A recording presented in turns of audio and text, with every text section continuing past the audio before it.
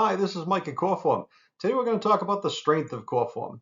So a little while back, I made up some samples and I had a third-party testing company break them in an effort to determine how strong this assembly really is. And I want to walk you through the results.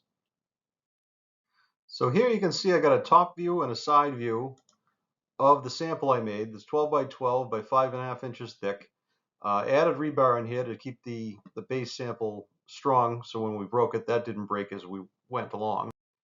So once the base of the sample was made and cured, I set a Cor-Form in here and added anchors just to hold it in place. I use concrete screws, and I also added some longer concrete screws halfway to assist in the shear strength, which I recommend doing anyway. You could also use rebar or a 16 penny nail or any number of things to accomplish this, but I ended up using a longer concrete screw.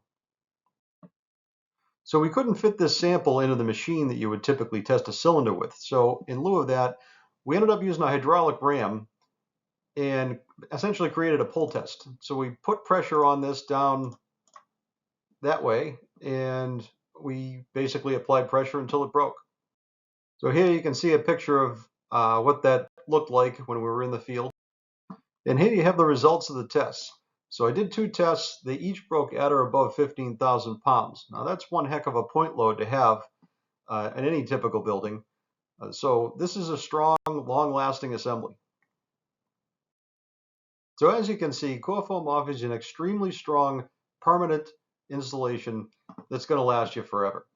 So for more information and a full copy of the report that I showed you, go to corform.com, cor-form.com, and let us give you a hand on the next hole you have to fill.